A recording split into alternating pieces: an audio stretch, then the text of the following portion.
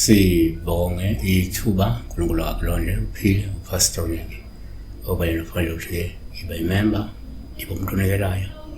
yena babe sisebenza kusona ntambama Monday to Friday kuphela on WhatsApp sibheka la umakhosazana ubebuze ngomnye isikhali yena decided ukuthi ngenze nje nomuntu ngoba omunye umuntu not umuntu emnikeza isikhali emnikeza iweapon sona ke sangasho ngokusinda uma uphupha nje umuntu kupha oluhluma kunikeza isikhali ngoba lokho sokukhona ukuthi ithongo noma isidalwa esinikeza isikhali sokulwa sokunqoba izitha ezikuvukela noma ukugula sokubambile okanye imimoya nje emibi esuke ikhlasela yabo. Number 2 kunye ngayibeka kanje kuyenzeka uthola ukuthi ngisathi uphupha umuntu kuphawu oluhle ukuthi uma yakunika isikhali oluku kusho ukuthi ngenzeka ukhonisa ukuthi lo muthi osanda ngokulanda kumelaphi noma kosanda ukuhlanganisa uyisikhali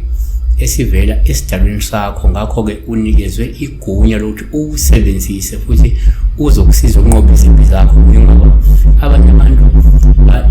uyahamba ulanda umuthi bese babemnika isikhali usebenza isikomlilo lo muthi lo osebenzisa njengamanje noma lo ohlanganisile noma lo ulandile uyisikhali sona ozoqhubela ngawo uqhubeka usebenzise futhi unalo igunya ukuthi lo muthi loyo wokulwa ongawusebenzisa ngoba ungathatha omunye ubehlanganisa mhlawumbe impinda ubehlanganisa induku zokulwa siphuba bamnikeza isikhali so ukuhambisana nalo muthi lo wokulwa okade ukuhlanganisa noma okade ulandile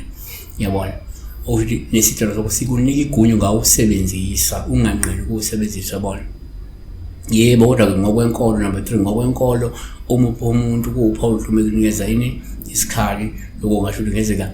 wena ukhonyisa ingelo saNkulunkulu ekuhlomisa ngezwi likaNkulunkulu elizoba inkemba yokulwa nemimoya emibi yokulwa mhlawumbe nezitha yokuqinisa ukwazi ukunqoba yonke imimoya noma abantu abakuvukelayo. KwabaseKorinte besibili chapter 10 verse 4 ngoba ke izikhali zethu zokulwa kazisizwa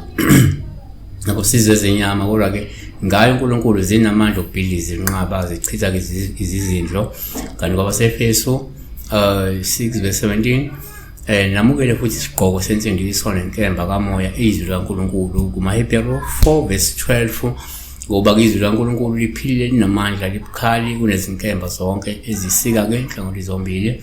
ihlaba kuze kwahlukaniswa umphefumulo nomoya amalungu nomkanja lahluleka imicabango nezizindlo zenhliziyo saba ngakhulu bifika la uphupha umuntu ekunikeza isikhali.